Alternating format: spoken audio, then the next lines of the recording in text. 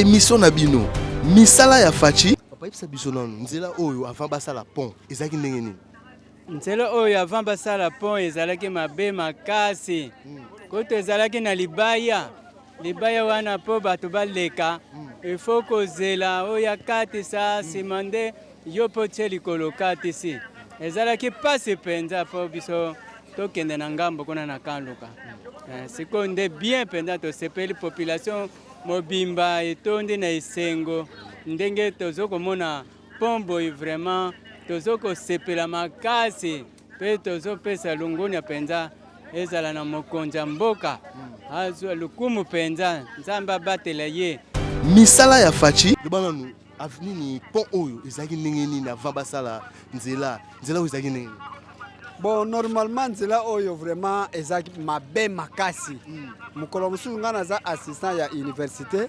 nawutaka université mpo nakatisa nakende na ndaku vraiment nakatisa te nazonga na Jamaïque nalali na la police mpo na nini na nzela na mai ça ne va pas mais avec sikoyo vraiment Fachi Beton vraiment nzamba asunga ye mosala ezosalama na ndenge bien mais tolingi finalisation ezala pour être passage à population ezala à 100%. Misala ya fachi. Oui, merci vraiment mokonzi ya mboka Fachi Beton. Nzambe asunga abakisa yo mikolo. Na innovation ozosala na ba quartier na ville de Kinshasa toute l'étendue de la République. Eza malamu nanu tomona ngote. Yonde mwana mboka vraiment à 100%. Vraiment, Nzambe apesa yo mikolo ebele pour être au sala innovation pour toute l'étendue de la République.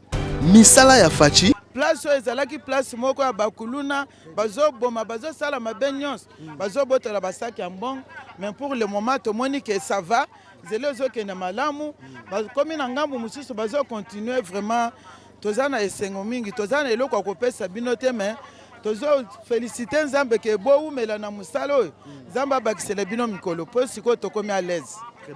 Misala ya fachi. Vraiment tozo féliciter président de la République oyo nyonso akoya na mboka oyo na makanisi mabe mpona kodétruire moto na Nzambe oyo ya biso ezikisa ye batika mokonzi ya mboka asala mosala na ndenge esengebeni ti mokolo misala nyonso ekosila Nzambe ye moko akoyeba oyo akosalela ye babundisa ye te soki moto akobundisa ye akobundisa Nzambe oyo aza likolo topesi ye merci longonya kobaka kaka na mosala na yo Nzambe oyo ya biso abatela yo.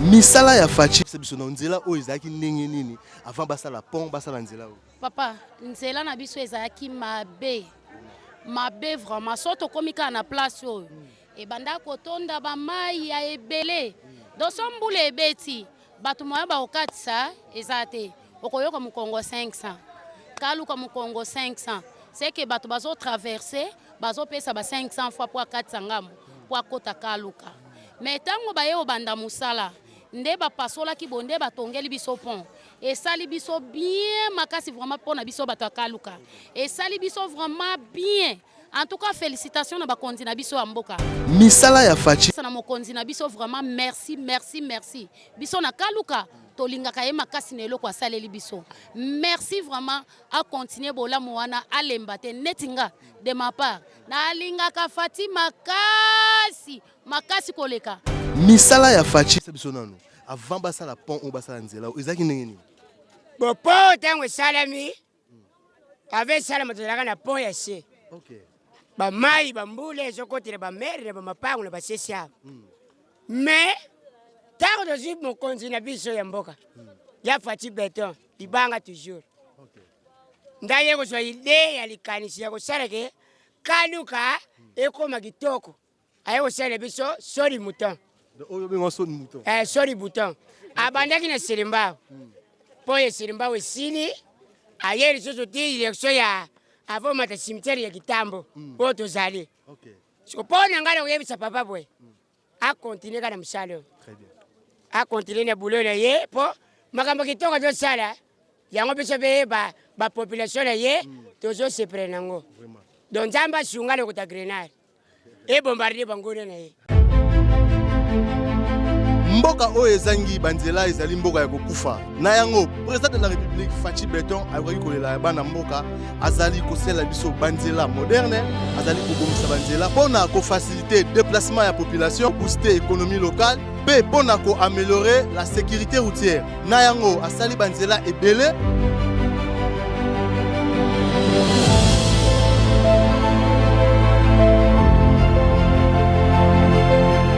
Émission na bino misala ya Fachi tozali awa pona kolakisa bino partout président de la république azosala misala na kati ya république démocratique du Congo ndakisa awa na ville province ya Kinshasa toza na route rocade oyo ezwi kobanda mitendi ti na aéroport ya international ya Njili réhabilitation ya Veni Kulumba na Masina réhabilitation ya Alevert na Ngalema banzela ezali ebele o mokonzi mboka asali biso na ville province ya Kinshasa elongo na ba province nyonso ya république démocratique du Congo. Désormais bobanda kozwango awa na FM télévision partout misala ezali kosala.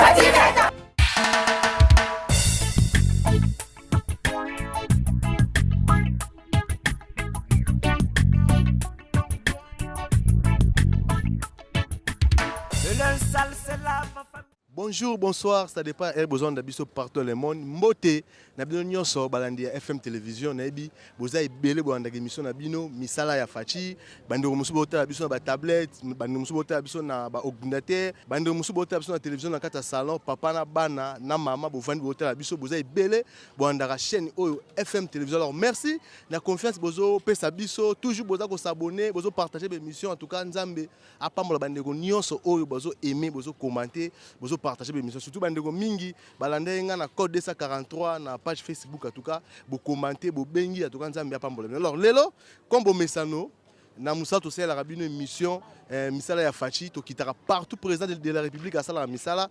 Alors lelo to sa awa donc mai onde e kaboli commune ya Kitambo na commune ya Ngalema. Alors to kiti lelo na souci à chef de l'État car ndenge président lobike Kinshasa RDC ezobunga to kiti awa total pa wapi présent azuli kanisi asala bango pont na sibimo bozo mona pont na via drone nga bomo na pont donc basali bango pont ya munene oyo ekaboli Kitambo na commune Ngalema do toza na Kanluka donc na ngambo so na kati Kanluka so na kati kuna na ke na commune ya Kitambo donc liboso kuna za cimetière ya Kitambo. Alors tokiti tomeka ko sola na bandeko comme bomesa onde to sola na bandeko tomeka koyeba nzela oyo zaki ndenge nini pont oyo mai o bazo traverser ndenge nini lelo et comme ndenge nini. Alors merci na pasteur Jacques Kafo en tout cas merci beaucoup papa pour na ba conseil pour na ba soutien pour na ba orientation obenga nga ba désert tozo sola ba désert d'État 3 heures d'État car pour na chaîne qui est liboso en tout cas merci beaucoup papa na maman na ndako na ba nyonso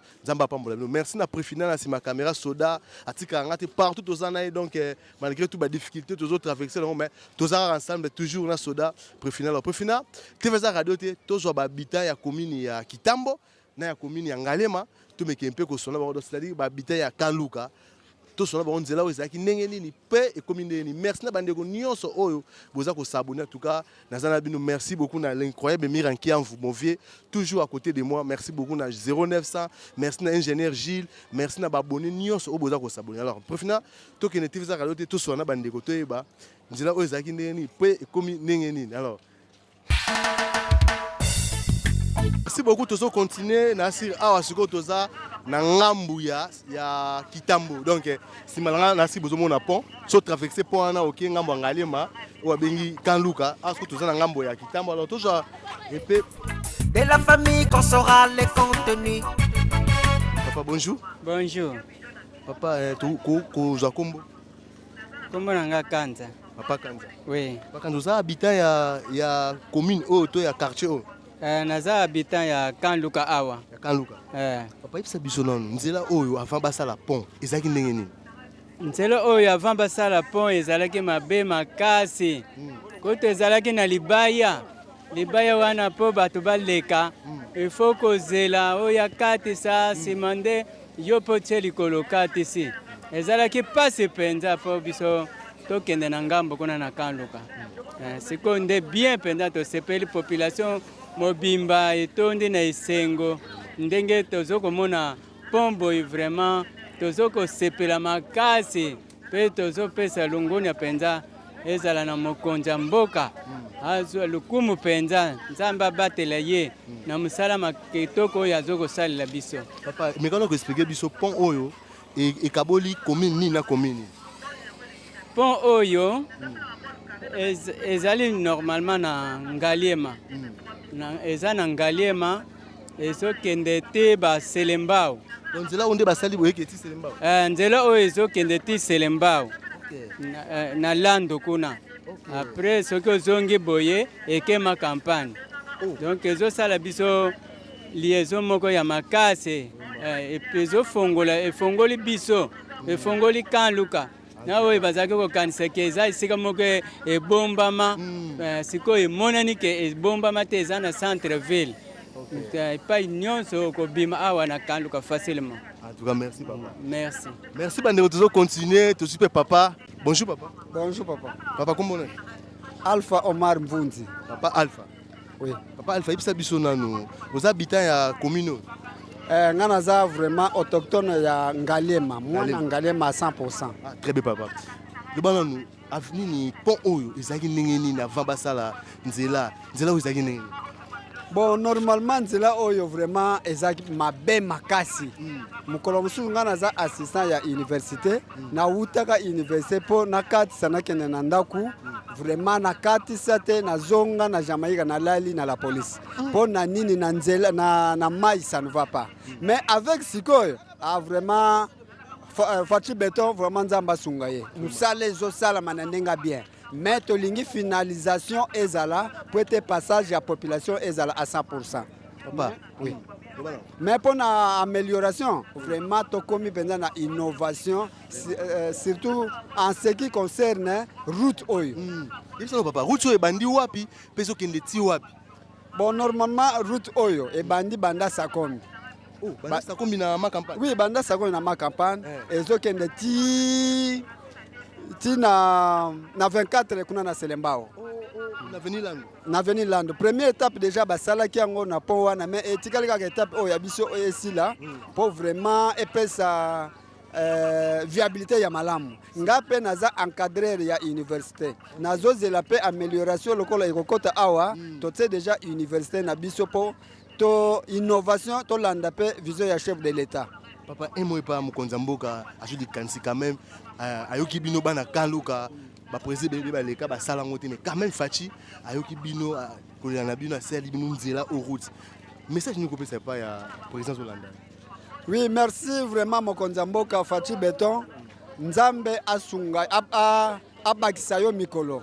Na innovation ozo sala na ba quartier na ville de Kinshasa toute l'étendue de la République eza malamu nanu to monangote yonde mwana mboka vraiment à 100%. Vraiment Nzambe apesa yo mikolo ebele pour être au sala innovation pour toute l'étendue de la République. Pour na biso na quartier o vraiment Fachi Beton mokonza mboka le garant de la nation vraiment le sako munene. Très bien, merci beaucoup papa. Je suis bien maman, tout le monde maman. Maman bonjour. Bonjour. Maman comment on est? Comment nanga Mbuyi Annabelle? Maman Mbuyi. Oui. Maman Mbuyi, aux habitants ya commune. Naza habitante ya commune te mais toyaka na biso to fréquentaka commune oyo. Toza na esengo mingi pona komona ba numéro 1 ya chantier oyo musala bazo sala en commençant par le président de la République. Na bato balandi ye pona kozwa directive malamu ya kobongisa place oyo ezalaki place moko ya bakuluna bazoboma bazosala mabe nyonso bazobotola basaki ya mbongo mais pour le moment tomoni ke ça va zelo ezokende malamu bakomi na ngambu mosusu bazocontinue vraiment toza na esengo mingi toza na eloko ya kopesa bino te mais tozo féliciter Nzambe ke boumela na musala oyo Nzambe abakisela bino mikolo po sikoyo tokomi à l'aise. Maman président Zolanda président Fachi ozili kanisiki asala nzela o ezaka nzela ote awasa banzele bele presque bakubiso to ebaka Kanluka ezaka milimo oboy donc bato ba Kanluka mais lelo tela nzela ne koti boy un mot pas ya président de la République Zolanda. Vraiment toujours féliciter président de la République oyo nyonso koya na mboka oyo na makanisi mabe mpona kodétruire moto na nzambe oyo ya biso ezikisa ye batika mokonzi ya mboka asala mosala na ndenge esengebeni ti mokolo misala nyonso ekosila nzambe ye moko akoyeba oyo akosalela ye babundisa ye te soki moto akobundisa ye akobundisa nzambe oyo aza likolo topesi ye merci longonya kobaka kaka na mosala na yo nzambe oyo ya biso abatela yo. Merci beaucoup maman. Merci. En tout cas pour finir tozo continuer l'interview na biso toza maman kokoloba yaka to s'appelle maman aloba tamoloba maman bonjour. Bonjour papa. Comment on Comment ngai yuyu ilenda masala. Maman ibisa biso nanu est-ce que nous avons comment lelo président asali bino nzela oyo route on point ya kitoko bo. Tosepeli mingi mpona po tosepeli mpo mboka ezalaki na nzela te tozalaki komitungisa mingi sikoyo lokola bafongoli nzela tozomona esengo eza makasi malamu mpe esilaka mbala moko mpo tosepela tobanda kotambola yango na esengo mingi. Ok, merci beaucoup maman. Tozo continuer ba interview na biso. Merci beaucoup tozo continuer ba interview maman bonjour. Bonjour papa. Bonne santé maman. Santé na ngai eza bien. Maman tokozwa kombo nani? Mama Alice. Mama Alice. Mama Alice. Oza habitante ya commune oto ya quartier. Naza mwana quartier oyo ya Kaluka. Bano teka bandakala. Nateka a bandakala. Mama ibisa biso na nzela oyo ezalaki ndenge nini avant basala pont basala nzela oyo. Papa, nzela na biso ezalaki mabe. Mabe vraiment so tokomi kaka na place oyo. Ebanda kotonda bamai ya ebele. Doso mbula ebeti. Bato moya bakokatisa eza te. Okoyoka Mukongo 500. Kaluka Mukongo 500. C'est que bato bazo traverser, bazo pesa ba 500 fois pour akatisa ngambo, pour akota Kaluka. Mais tango baye obanda musala, nde ba pasola ki bonde batongeli biso pont. Et sali biso bien makasi vraiment pour na biso bato Kaluka. Et sali biso vraiment bien. En tout cas félicitations na ba kondi na biso amboka. Mais problème eza biso pasi, ezo ke malembe. Tozaka na entrée moko, tozaka na sortir moko. Donc toza na difficulté ya ko traverser ou bien okende selembao. So mutu keye na yo etiki yo kuna. Même bato bakenda kosomba babiloko na balibongo, bato bayaka koteka ba masanga. Mituka mwaye kokota ezate. Papa, neti koto euta magasin, euta ba place ebele, eza ekota Kaluka ekiti et traverser ekengambu ya selembao. Ndeke boyeke ti selembao. Ndeke ti selembao. OK, bon maman président Zolanda yo. Les canaux président quand même basé la bino nzela basa la pont kitoko boye. Message okopesa pa ya Fachi Beton. Message na kokopesa na mokonzi na biso vraiment merci merci merci. Biso na Kaluka tolingaka ye makasi na eloko asaleli biso.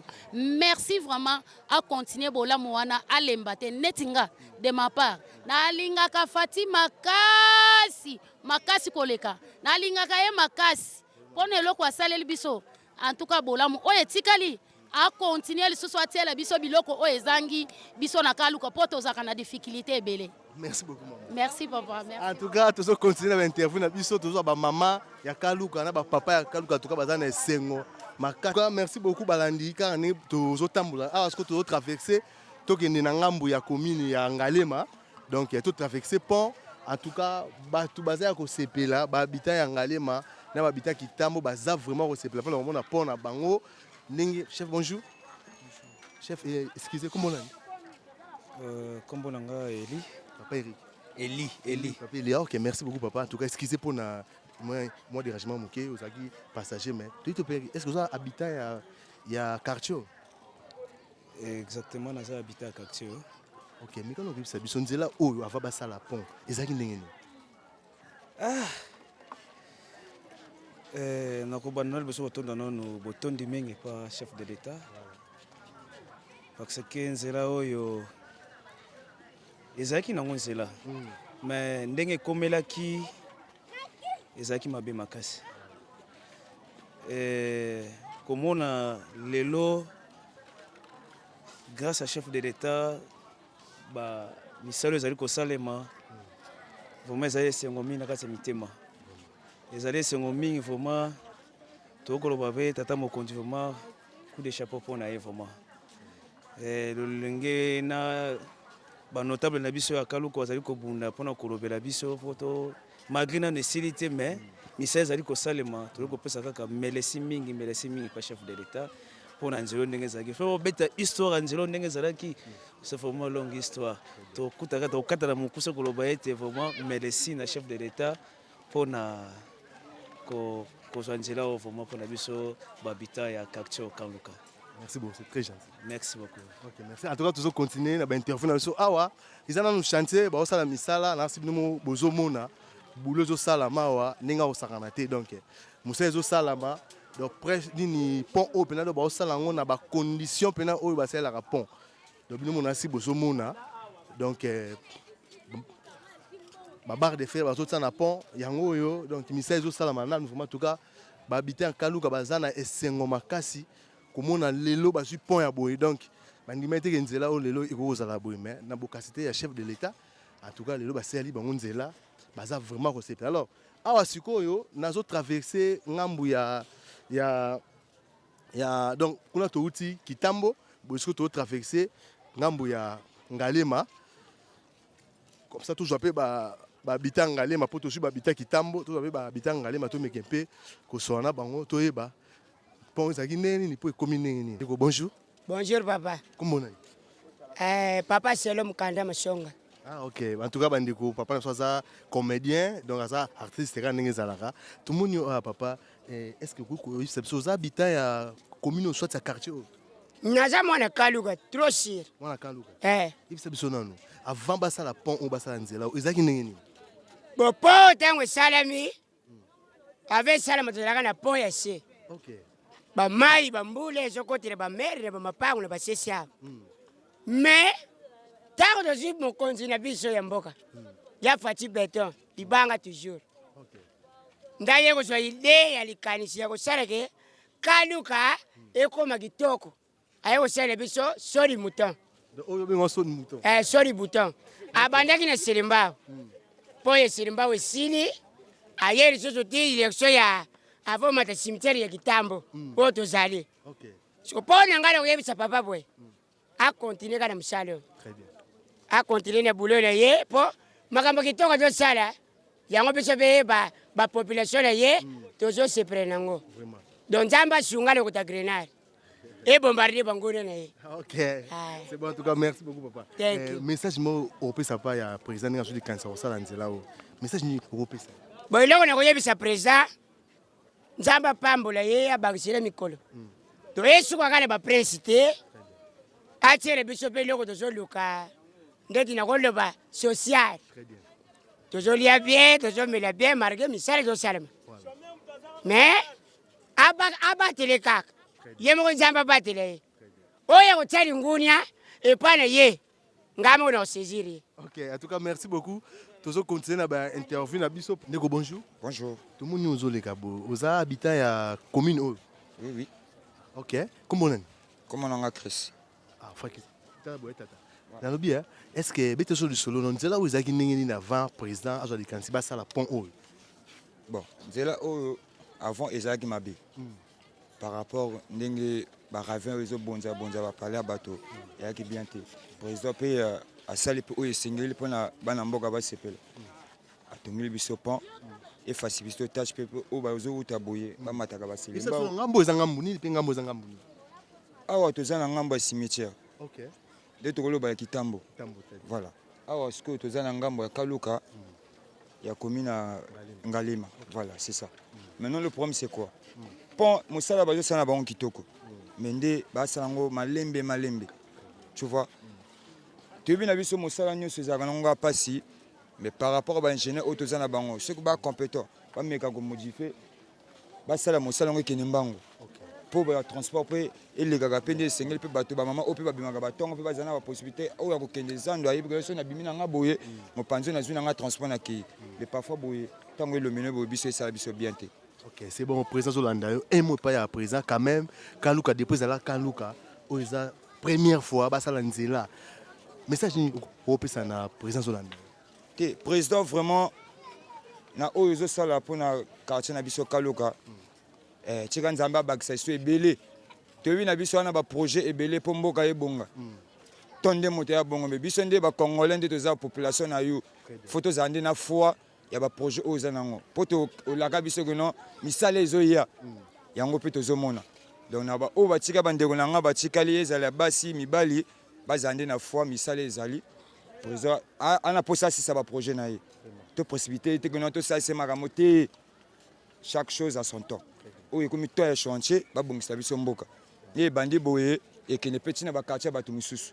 Vraiment président Nzamba salebeli apakse o makasi na ba mbongo esengili po ba ingénieur biso pe ba sala pe musala pe kitoko. Très bien. Yangoana. Merci beaucoup cher. OK, de rien. OK.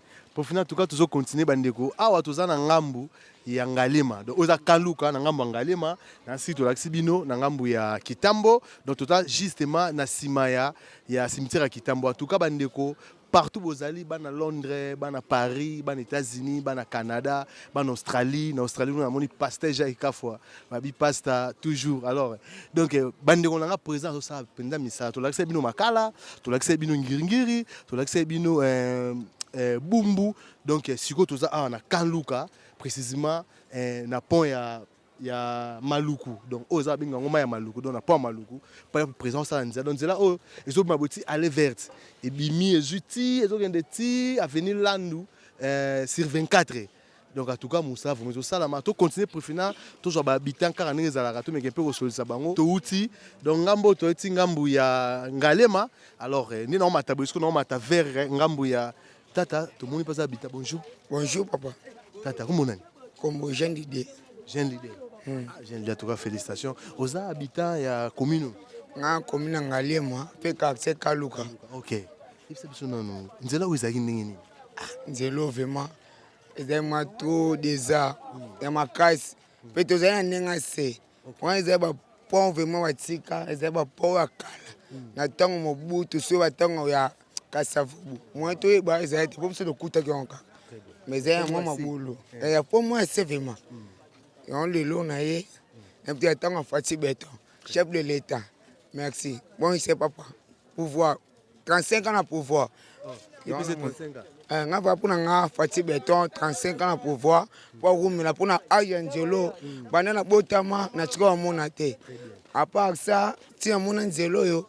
Na mona banzela ya landu wane fongama ti batatala botama tiko mona ngote. Tinga ajina nga na yebwe. Na ekuta nango selenge mo sentiment mo boende na obota na ajaba na nga pesu ba ya bakuta banzelo yo et ça bien yon chef de l'état Fati Béton toujours papa musalo yo kotika ngote bana Kaluka to lela pona papa nzela eza malamu papa na biso 35 ans to pesu ya pambate eza 35 ans to pesi eza ma chef de l'état Fati Béton na cause ya Samuel Tanda neto mona pe boya me tokolo batembe ngana otanga ka yo moko chef de l'état Fati Béton 35 ans na pouvoir na sepeli. Très bien, tu vas très bien dit. Merci beaucoup bandeko. Tozo continuer na interview na biso donc tozo bandeko na biso donc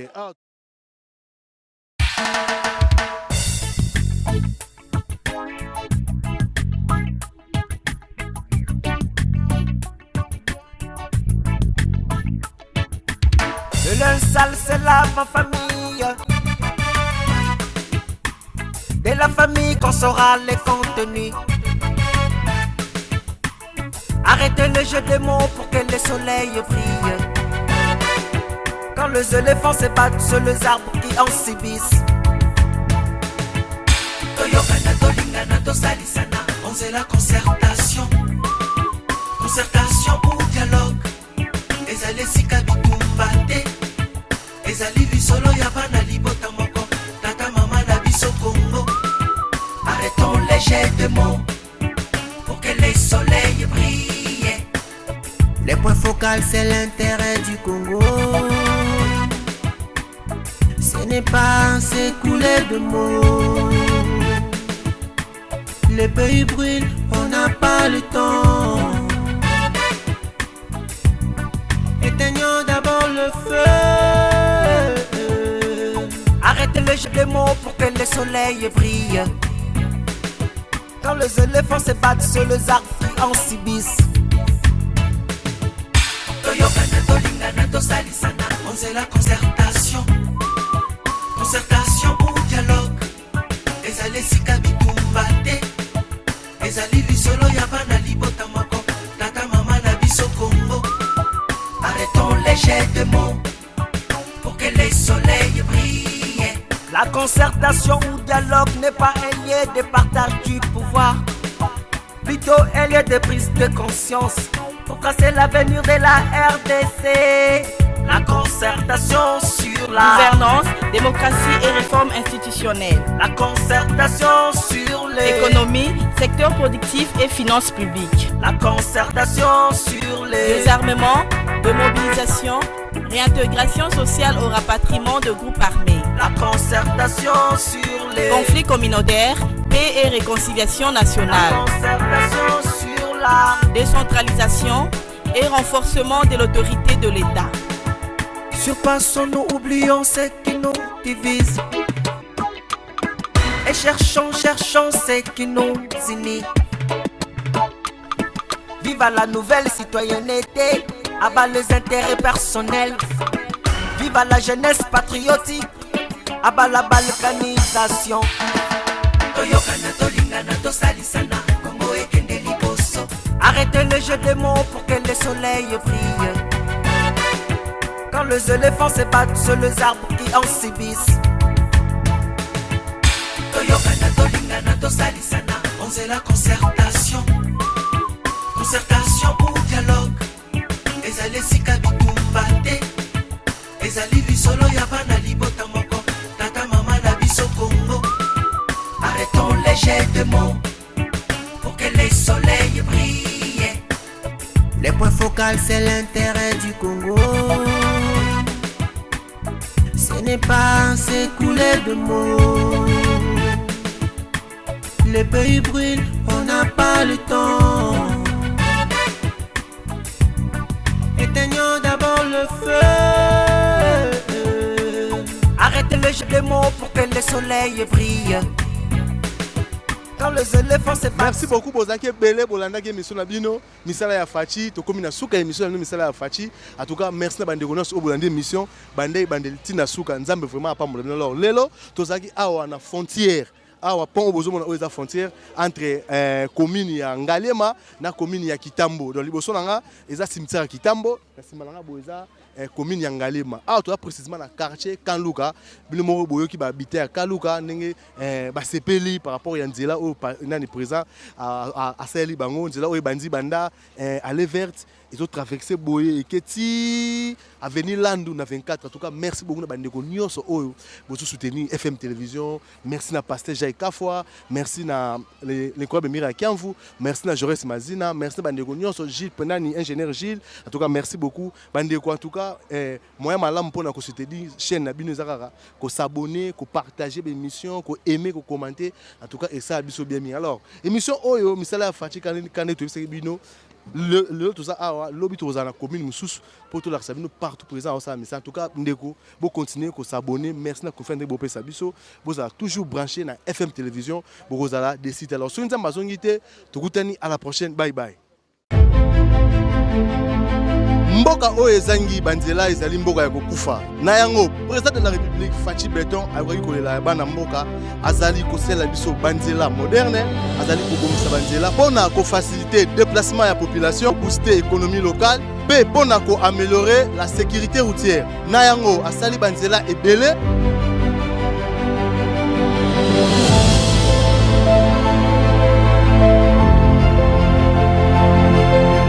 émission na bino misala ya Fachi tozali awa pona la Sabino partout président de la République azosala misala na kati ya République démocratique du Congo ndakisa awa na ville province ya Kinshasa tozana route rocade oezui kubanda mitendi ti na aéroport ya international ya Njili réhabilitation ya avenue Kulumba na Masina réhabilitation ya Alevert na Ngalema banzela ezali epele o mokonza mboka sali biso na ville province ya Kinshasa elongo na ba province nyonso ya République démocratique du Congo. Désormais bobanda rozwango awa na FM Télévision partout misala ezali ko sala.